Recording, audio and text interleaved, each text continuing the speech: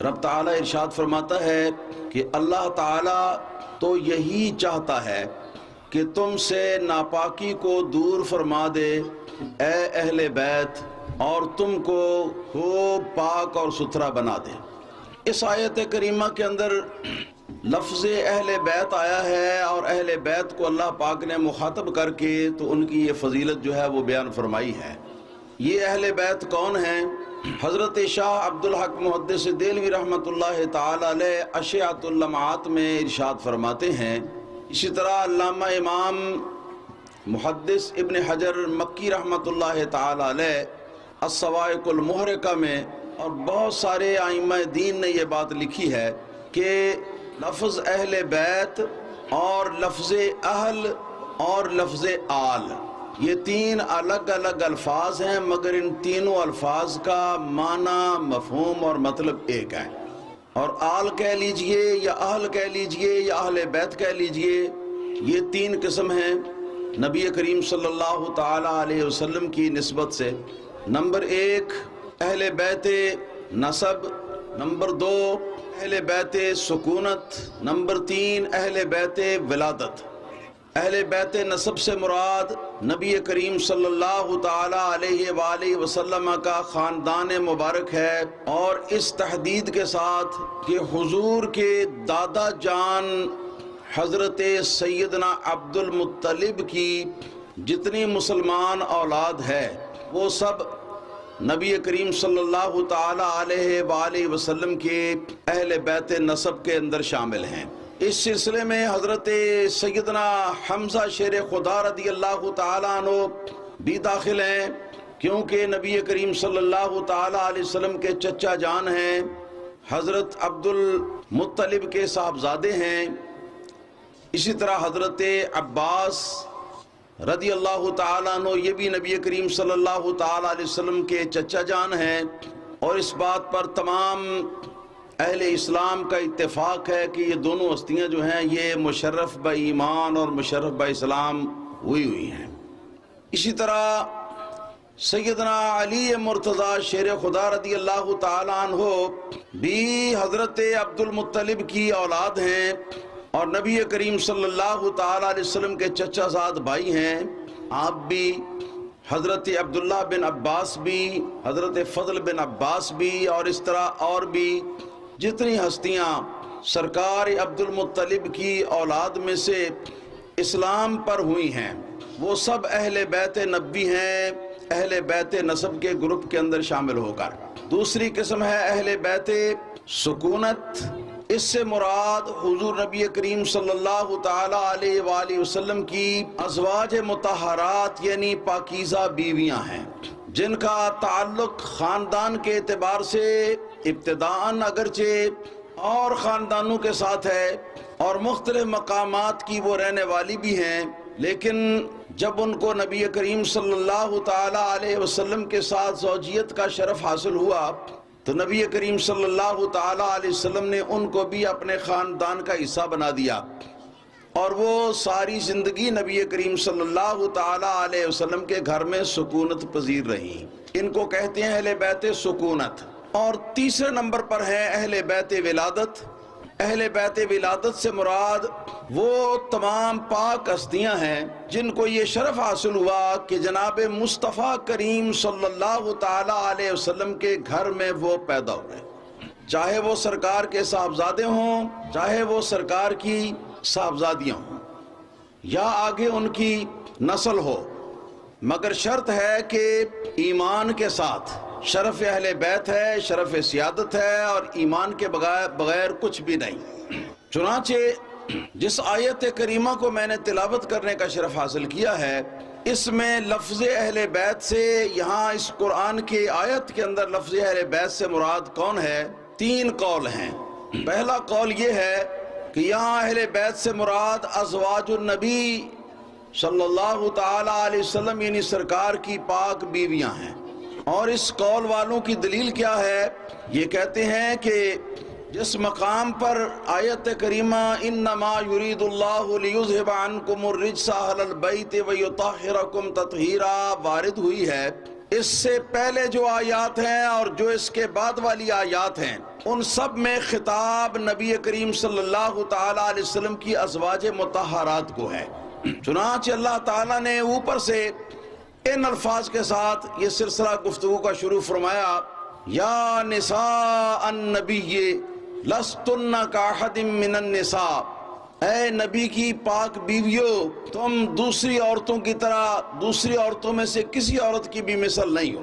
آگے پھر انہی سے خطاب ہے، انہی کے ساتھ بات ہو رہی ہے، انہی کو مختلف قسم کے احکام جو ہیں وہ ارشاد فرمائے جا رہے ہیں، تمہیں یہ کرنا چاہیے، تمہیں یہ کرنا چاہیے، یہ بھی کرو، یہ بھی کرو، اور یہ مت کرو، یہ بھی مت کرو، اور اس سے بھی پرہیز کرو۔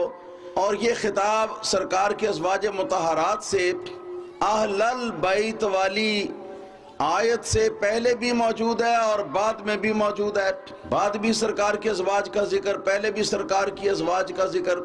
لہٰذا ان حضرات کا کہنا یہ ہے کہ اگر اس اہل بیت سے مراد کسی اور فرد کو سرکار کی آل میں سے مراد لیا جائے گا تو اس کا مطلب یہ ہوگا کہ قرآن کریم کے ہم سیاق و سباق کے خلاف کر رہے ہیں، کیونکہ قرآن کریم کا سیاق و سباق بتا رہا ہے کہ یہاں نبی کریم صلی اللہ علیہ وسلم کے ازواج مطہرات کو اللہ پاک خطاب فرما کے ساری باتیں ان کے ساتھ کر رہا ہے۔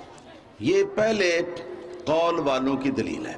دوسرا قول یہ ہے کہ یہاں اہل بیت سے مراد سیدنا حضرت علی، سیدۃ النساء حضرت فاطمہ زہرا اور حضرت امام حسن، حضرت امام حسین رضی اللہ تعالی عنہما، یہ چار ہستیاں لفظ اہل بیت سے اس آیت کریمہ کے اندر مراد ہیں، اور ازواج مطہرات ہرگز مراد نہیں۔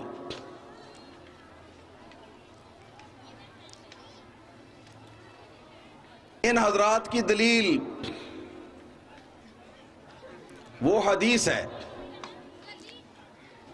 جو بہت ساری کتب احادیث کے اندر آئی ہے، کئی سندوں کے ساتھ آئی ہے، کتب تفاسیر کے اندر بھی آئی ہے،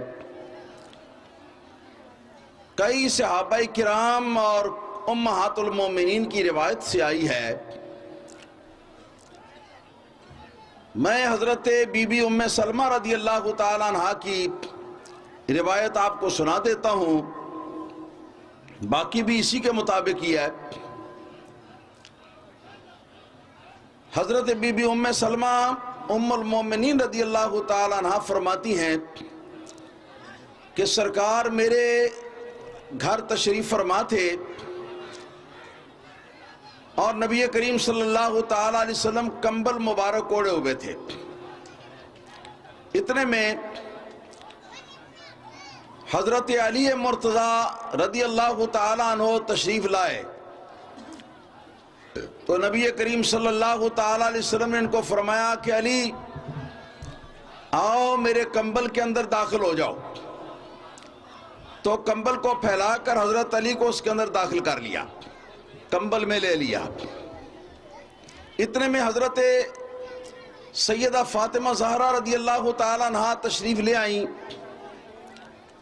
نبی کریم صلی اللہ علیہ وسلم نے فرمایا کہ فاطمہ تم بھی کمبل میں آ جاؤ،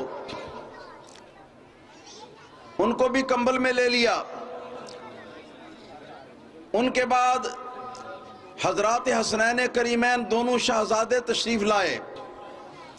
نبی کریم صلی اللہ تعالی علیہ وسلم نے دونوں شہزادوں کو بھی حکم دیا کہ کمبل کے اندر تشریف لے آؤ، چنانچہ وہ بھی کمبل کے اندر تشریف لے آئے۔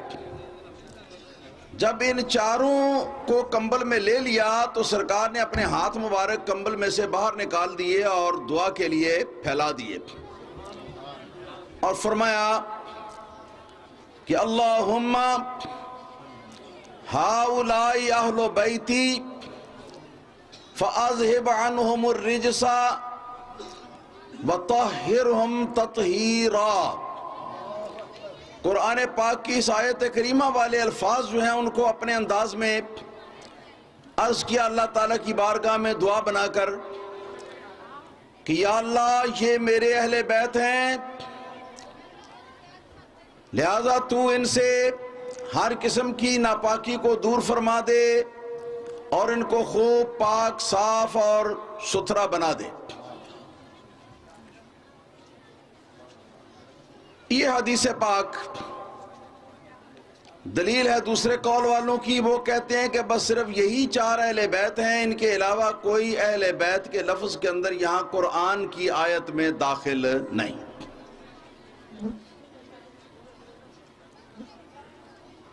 تیسرا قول یہ ہے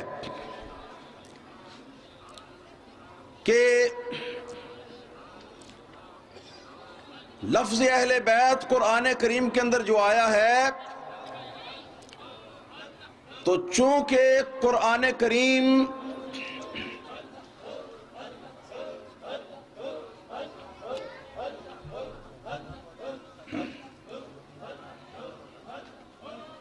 بھئی یہ جو کچھ ہو رہا ہے یہ گناہ ہو رہا ہے، سراسر گناہ ہو رہا ہے، یہ سراسر گناہ ہو رہا ہے۔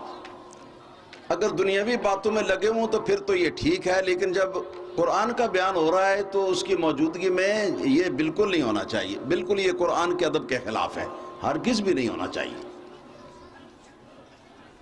اللہ تعالی ہمیں سمجھ عطا فرمائے اور عمل کرنے کی توفیق عطا فرمائے۔ میں عرض کر رہا تھا کہ قرآن کریم کے اندر اس لفظ اہل بیت سے مراد کیا ہے؟ 3 قول ہیں۔ پہلا قول ہے کہ صرف ازواج مطہرات ہیں، دوسرا قول ہے کہ صرف علی فاطمہ حسنین کریمین رضی اللہ تعالی عنہم اجمعین ہیں، اور چوتھا قول یہ ہے کہ اس لفظ اہل بیت سے مراد نبی کریم صلی اللہ تعالی علیہ وسلم کے تمام اہل بیت اور نبی کریم صلی اللہ علیہ وسلم کی تمام آل اور نبی کریم صلی اللہ علیہ وسلم کی تمام اہل ہیں، جن کو کہ شریعت مطہرہ نے اور عربی لغت نے اہل بیت کے اندر شمار کیا ہے۔ اور دلیل ان کی یہ ہے کہ اللہ تعالیٰ نے قرآن میں اہل البیت کا لفظ استعمال فرمایا، اور اس قرآن کے بارے میں فرمایا بلسان عربی مبین، کہ یہ قرآن عربی مبین کی زبان میں ہے، زبان عربی مبین میں ہے۔ تو پھر عربی زبان اور عربی لغت کو پیش نظر رکھنا ہوگا، اور عربی لغت کو پیش نظر رکھ کے نبی کریم صلی اللہ تعالی علیہ وسلم کے جتنے اہل بیت نسب ہیں، جتنے اہل بیت سکونت ہیں، اور جتنے اہل بیت ولادت ہیں، یہ سارے کے سارے مراد ہونے چاہیے۔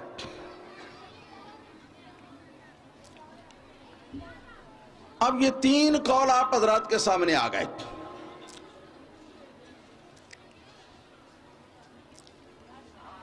محاکمہ کیا ہے ان میں؟ ہمیں کیا سمجھنا چاہیے کہ کون سا قول صحیح ہے؟ میں کہتا ہوں کہ پہلا قول بھی صحیح ہے، مگر اس حد تک کہ چونکہ سیاق و سباق میں خطاب اہل نبی کریم صلی اللہ علیہ وسلم کی ازواج مطہرات کو ہے، لہذا نبی کریم صلی اللہ علیہ وسلم کے ازواج مطہرات اس میں داخل ہیں قرآنی سیاق و سباق کی روشنی میں۔ اس حد تک صحیح ہے، لیکن یہ کہنا کہ صرف یہی ہے، یہ حدود سے تجاوز کرنا ہے۔ بے شمار احادیث سے اور قرآن پاک کی کئی آیات سے انکار کرنا ہے۔ اور پھر میں عرض کرتا ہوں کہ رہا دوسرا قول کہ صرف 4 ہستیاں ہیں، ازواج مطہرات نہیں ہیں اور باقی اور کوئی بھی نہیں ہے، تو یہ بات بھی درست نہیں ہے۔ اس حد تک درست ہے کہ یہ 4 ہستیاں اہل بیت ہیں، اس سے انکار نہیں ہو سکتا، لیکن صرف یہی اہل بیت ہیں، ان کے علاوہ کوئی اہل بیت نہیں۔ قرآن کریم کی اس آیت کریمہ کے اندر اس بات کی کوئی دلیل موجود نہیں، بلکہ دلیل اس کے خلاف موجود ہے۔ چنانچہ ابھی ابھی دلائل النبوہ بہقی شریف کا تذکرہ ہو رہا تھا. اسی دلائل النبوہ کی صحیح الاسناد حدیث ہے